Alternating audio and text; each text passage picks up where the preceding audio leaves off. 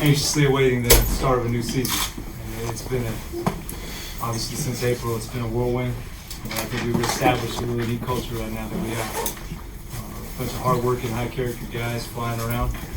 Really can't wait to get going for training camp and what's ahead, but certainly taking the time to really, I think one of the most important things for us is to all kind of put our arms around what's ahead of us. And let's make sure we celebrate the things along the way. Second year in a new facility has been fantastic. We have a lot better bearings in Ward 8 and what we're doing out there. I think it's fantastic to see the growth of the area out there. The growth of the Go-Go has been tremendous. We have a basketball community now over at St. E's, and it's been fantastic to share this time with the Mystics. I hate to say it, we give the court up every day to whoever's got a better record, so they're going to have the court for a while. But it's been wonderful. I think one of the neat things to do, not just going to the games and seeing our players there and everybody interacting, but coming to practice and literally seeing Mike Tebow and Scotty and now Ryan Richmond sitting around just chopping it up and watching Orlando Deladon outshoot any of our players at the free throw line. It always does the heart good to give them somebody to look up to and aspire to be. But it's been fantastic. Really looking forward to what's ahead. Like I said, we got some really good, exciting young players, and we got a blend of some great veterans. And really excited to see what Bradley Beal does this season. He's a tremendous cornerstone to this franchise. We're very blessed to have him. And I'll take questions, whatever you got. How have the early goings of the new organizational structure gone for you guys? Oh, it's been fantastic. It's really neat. It's been a seamless integration of new people blending with what we had. I think Sashi, JT3, Danny Medina, I think they saw the opportunity of what this could be. And with Ted's investment and everything, and for everybody that had been there previously and welcoming them with open arms, it's been fantastic to see the growth and the learning and the exchange of ideas. The diversity of backgrounds that they bring really elevated our level of expertise. And I think it's reflecting everything we're doing. I mean, what we're doing now on the medical side and how we're screening players before training camp has been tremendous. And what Sasha's been able to bring technology-wise and facility-wise and really kind of management-wise, time-wise, making sure everybody's communicating. He's got a lot of people moving different directions and a lot of things going on at once, and reminding everybody to keep communicating between all the teams that are housed over there. And I can't say enough about JT3's presence and what he's been able to bring from a team services side, and kind of giving us a little bit of a different outlook as we bring in 8-9 players that are 22 and younger. He can relate a lot better to them than some of our players can. They haven't been around young guys forever. It's funny to watch CJ Miles, who came right to the NBA from high school. He's looking around going, man, I really am old now.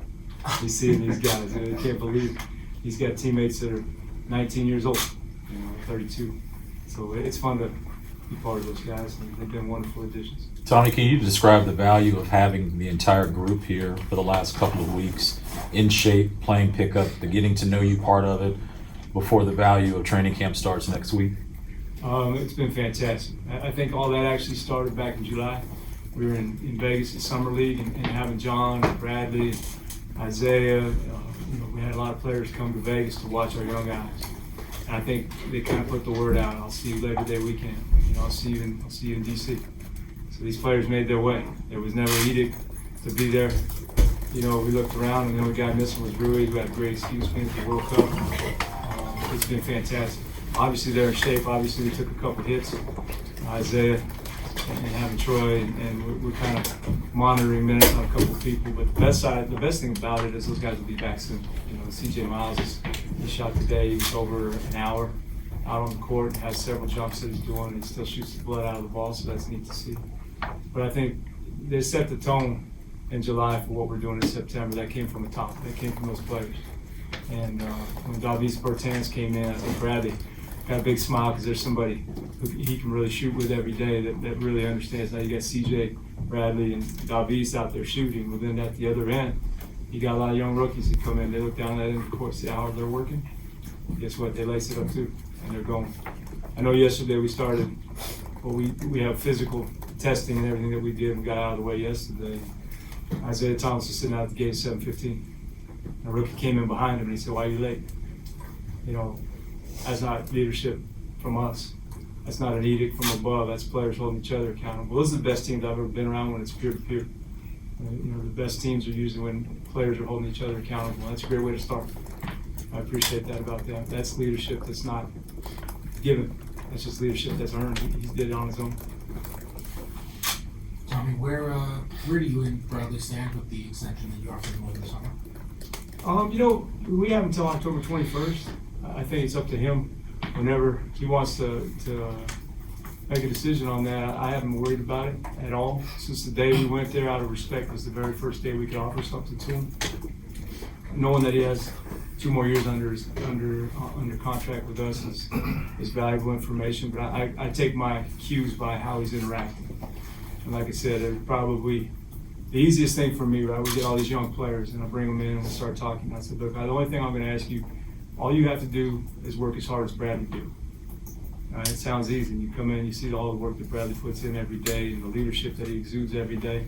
He's shown time and time again how committed he is to DC. So I take my cues from him on that.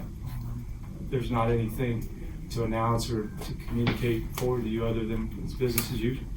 But he is poised to have probably as good of, I don't even want to go down that road, but he's ready to play this season.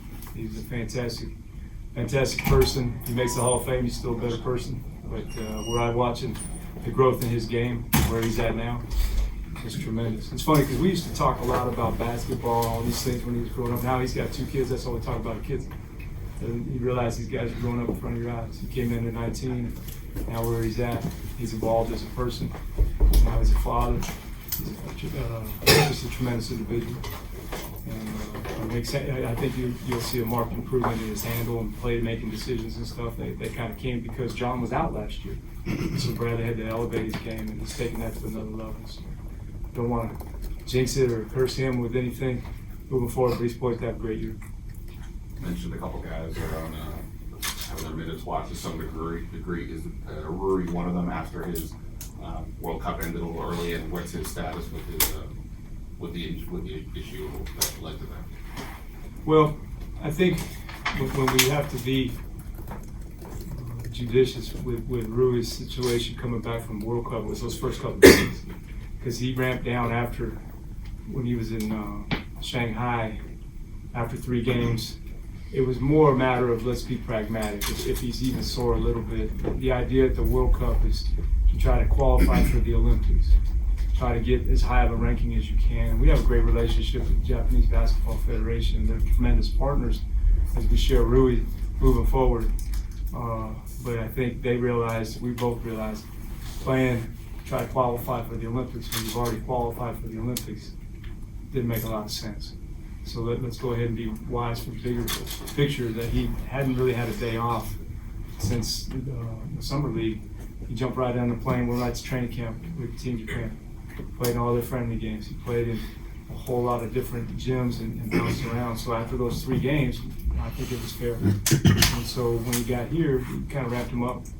But we played yesterday guys played pickup for over an hour and a half. He didn't leave the court, so he's in good shape. We're not going to monitor his minutes as much during training camp. I think there's an overall perspective we're bringing from the sports science area to really, I'm not even going to use the 2 dirty words in sports right now, load management, but I think what we're going to try to do is really be intelligent about how we work through the preseason, how we're going to work through the season, and really make sure we have a lot of new technology at our disposal. Let's use it. Let's make wise decisions. But always the player is a big partner in that. We're not dictating the players. This is what we're doing. We got to show them why and how it's good for them. But I think they're active participants in it. I think everybody appreciates it. We're trying to prolong careers.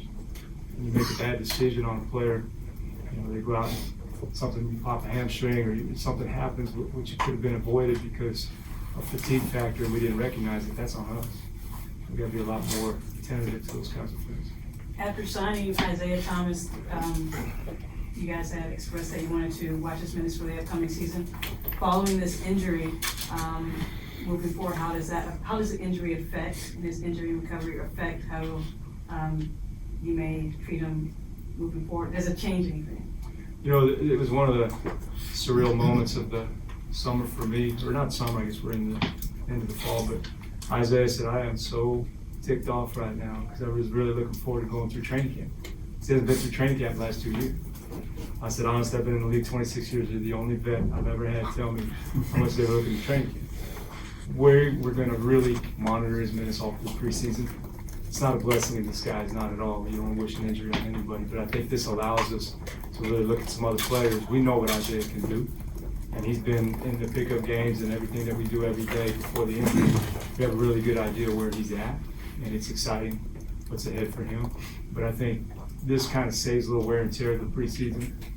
He can do a lot more conditioning of where he's at. He's already told me it's the slightest he's been since he was at UW. But I think it's going to work out just fine for him. And our goals for him is to manage the whole season. This kind of dovetails with that. We can manage the whole preseason now because he can't play in preseason. He's already out of a cast. He has a splint on his left thumb. We'll update that on those things as necessary, but he's in a great place right now. Tommy, how do you evaluate a coach? What are you looking for, in not just Scott, but the coaching staff in terms of what would impress you or what you would like to see? Well, I think in this particular instance, I've known Coach Brooks forever, and I know what he was able to do when he was at Okie City when he took over. You got to go way back when he replaced PJ Carlissimo as the head coach of the then Sonics, taking a young group and really imprinting upon them a new work ethic and the demands of how it's going to be every day. This is what your work day is going to look like. Establish that, and then the accountability piece and the follow through. He's done that before. He had a situation where he had 3 future MVPs. So he knows how to take talent and mold and put in that work ethic. And I just sat with him when all this was coming together and said, you know what, we're going to have to reach back in the time machine. We're going to have to pull out that blueprint. Because there was a time those guys weren't MVP candidates. There was a time those guys were still learning the NBA way. And what you couldn't replace or what he couldn't input into those players was their heart and their desire. So our job is to find players with that heart, that desire, bring them here, and then allow the system to mold them. I think any coach, you want to see them develop. That's what this season starts, begins, middle, and is all about player development. And that's not just the young players. Every player on our roster, we want to see them get better. And Scotty's overseen that. We integrated some new people to his staff that I think are going to help. Offense, defense, I think give us a better idea of how to help data manage us to up and get to wins. And he's been fantastic with that. And by options, you know, more options you put in front of a coach, I think in terms of how to play and pace, things that we're going to try to do this year. He's bought into everything, but that gave him a lot more things to think about when putting our roster together. You look at the construction of our roster, we're going to have to really move the ball. We have to get up the floor. But more important, I think, to really make some progress, it's going to be on the defensive end. So Scotty's allotted a lot more time to the defensive end. And I think that's been the biggest hot topic of the summer. And let's get better at that end, and then you can get off the offense. Defense has never missed a shot. Offense, that's going to happen some days. The defensive, I think if we get better at that end, you'll see marked improvement. And then with that, that'll have some carryover. But I think every coach in the NBA right now is fighting the same thing. How can we maximize, get this group to really play optimal basketball in a ever-changing, right, the way that the NBA game is being played right now. Everybody's got a different philosophy, but everybody's out there switching. Everybody's gone in the three-point line. There's a lot of things that happen. So what we have to do is work with the talent that we have.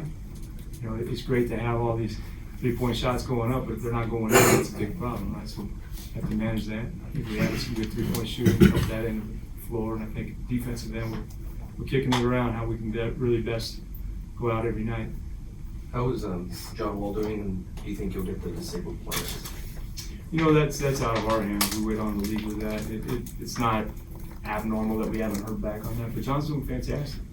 You know, I think he's in a place right now where it reminds me of a kid that can't go out and play. Like he's watching all these pickup games, and he's over on the elliptical, or he's running, or he's working out, and you can just see how much this physically pains him to miss playing games.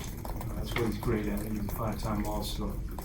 It's been fun watching the young guys come in.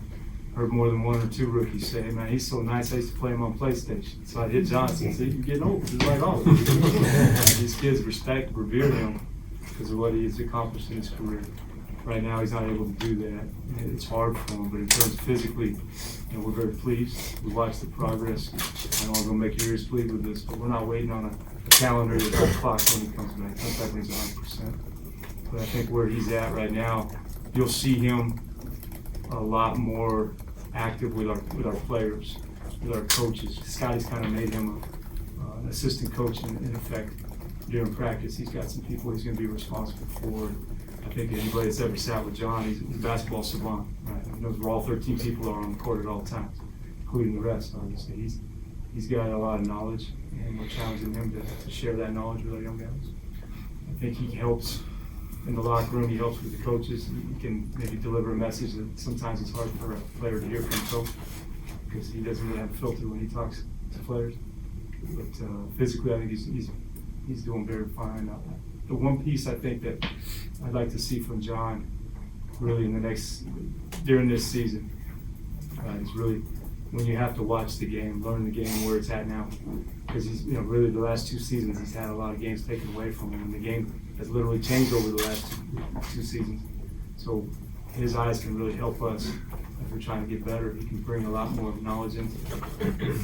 He's still the quickest guy we have on the team, but Ish Smith, it's nice to have Ish on this side. John said that, he said, I was tired of chasing your ass around forever, so now he's on our team, so it's nice for John. Tommy, I think you mentioned data a little bit earlier. What is the thinking with hiring Dean Oliver to be an assistant coach, something he hasn't done at the NBA level? What do you envision his role on the coaching staff to be? Well, when Scotty and I were discussing needs and where we could get better, we're taking, everybody likes to say, well, we're all about analytics and we're all about this. We are definitely, and I think being the ability that Dean brings to the table with all of it, the credentials, everything that he brings to the table aside, he gives a different perspective for a coach when you're looking at, okay, we have to master the self-scout. We're worried about 29 other teams, but how do the Wizards play the best? And those are things that Dean can really dive into and bring back some great answers to us. And a lot of times you're running an offense that may be efficient if John Wall's running the point, but now he's not there, probably want to run the same stuff. We got to think differently and where the best shots can come from, and certainly at the defensive end. Sometimes a little bit of some strange lineups will appear out there because we're kind of testing our assumptions, but there might be a better way to guard certain players in the league than we've done in the past. I think that's stuff that Dean brings to the table. A lot of times it's all about communication, but I think every organization has an analytics department. Every organization has people that love it, and every organization has people that are reluctant. And we've tried to really bring everything to the table.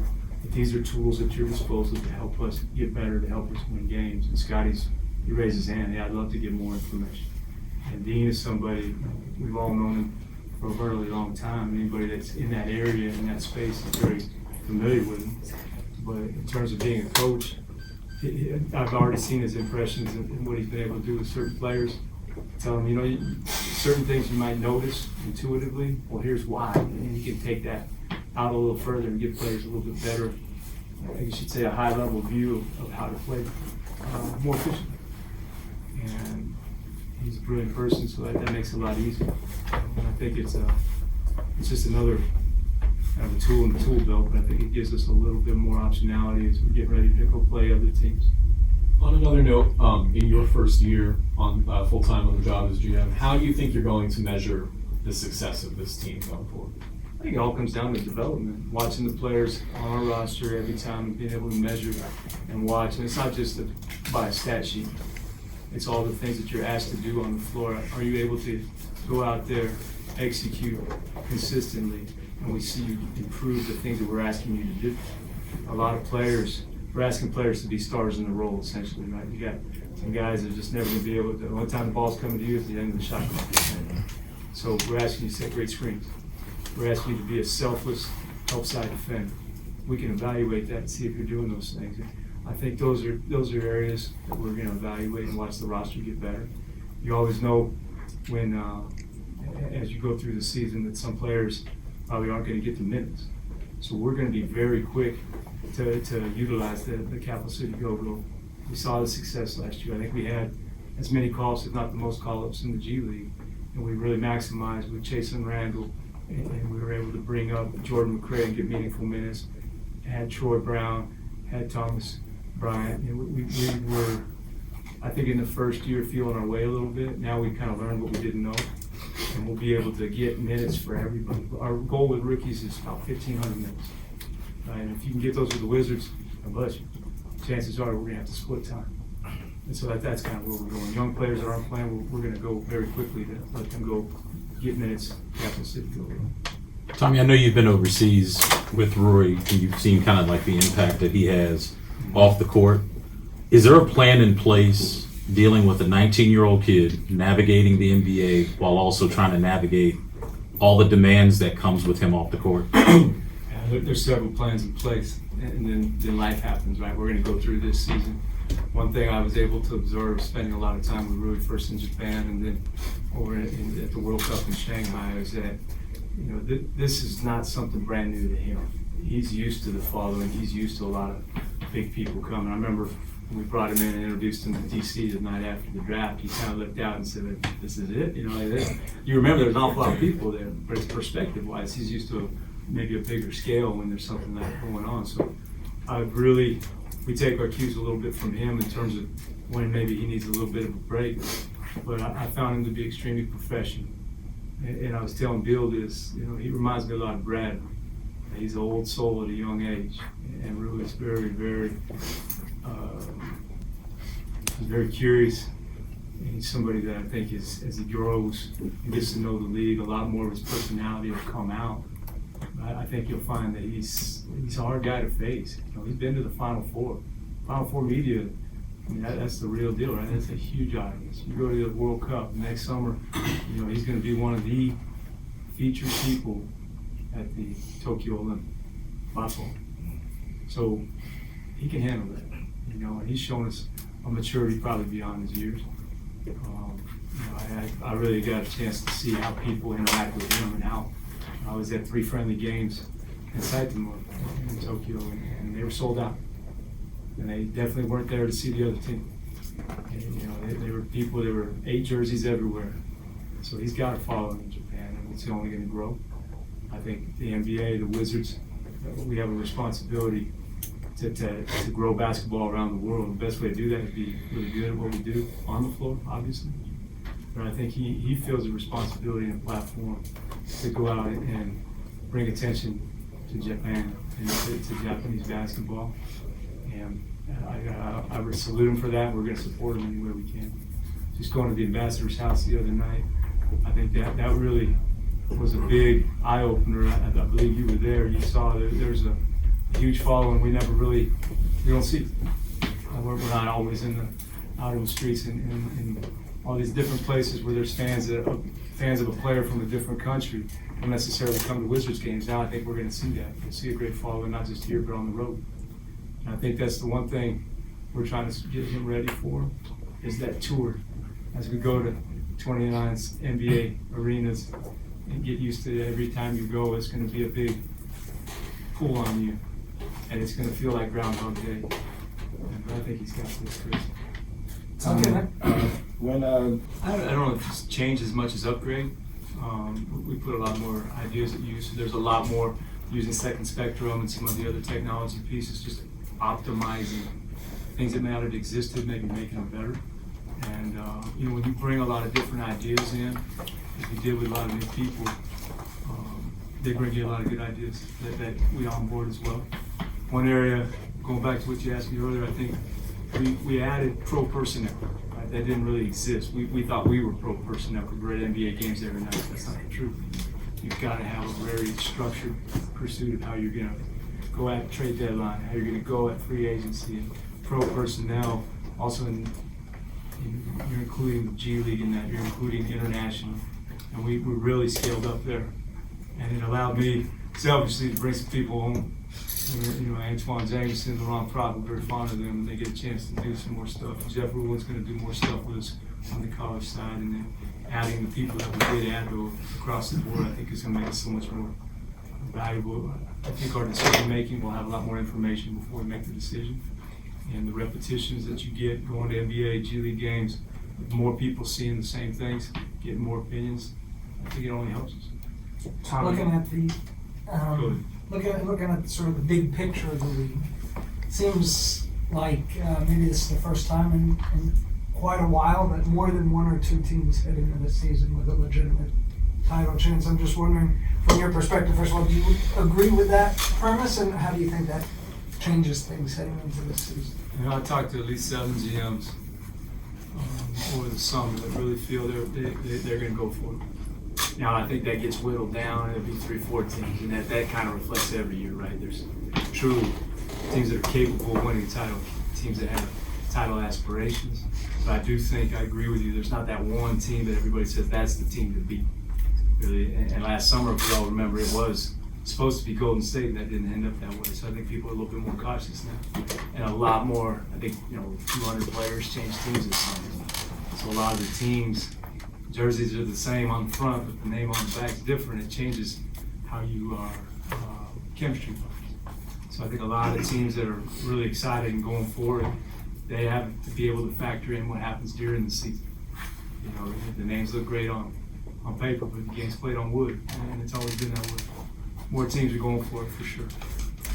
With a lot of teams wanting to take the youngest players in the draft, one and done players, you took 4 guys: Rui, Admiral, Garrison, and Justin, who spent 3-4 years in college. Is there something that attracted you to players who might be more seasoned?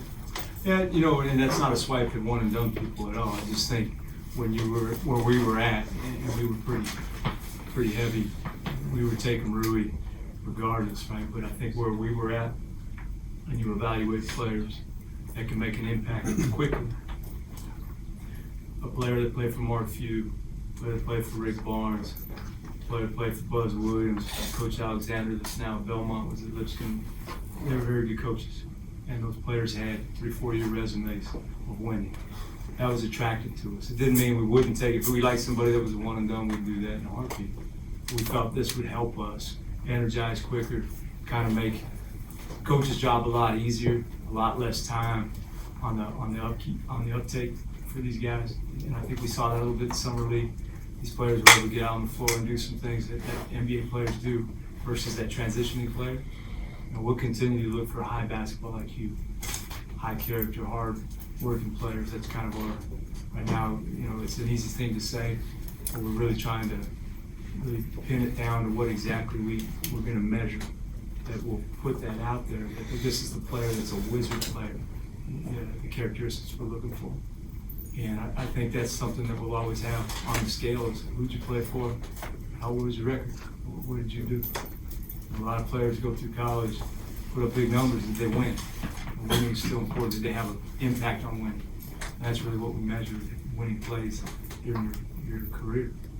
And we're really pushing our data towards that to help us identify those kinds of players. And I don't know that Garrison Matthews would have jumped off on a lot of people, except people that watched him through his career. He can also shoot the ball out of the ball. He's a good player to develop. Justin Robinson, many times I saw him at home on the road. One time I saw him lose was in this building last year, and I remind him of that all the time. Duke game, but Justin wins. He's a winner. And watching Admiral and his progress, we didn't have to ask too many people about Admiral because we had Dickie Simpkins on staff who works for us that coached him in his AAU team growing up. So we had really good character references there.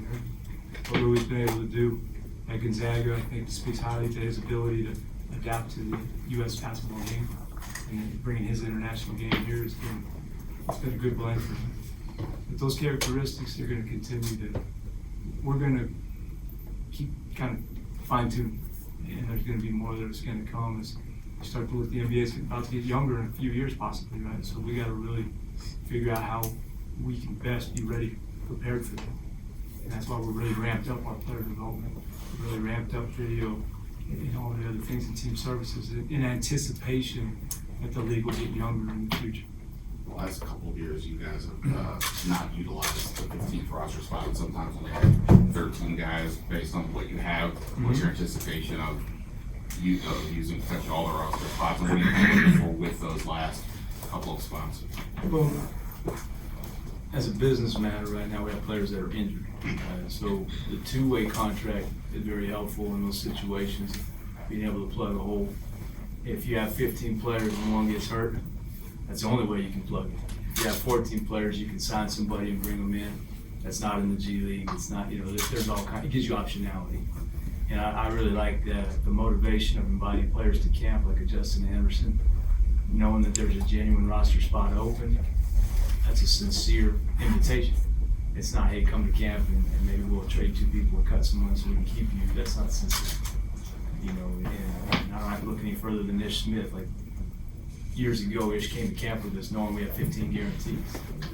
And it broke our heart. We wanted to keep him in the worst way, but the money prevented him. That left a scar, right? So most of the things I know how to do are on the backs of things that we probably screwed up, right? Or there's something that you learn from everything. You learn how to do things, you learn how not to do things.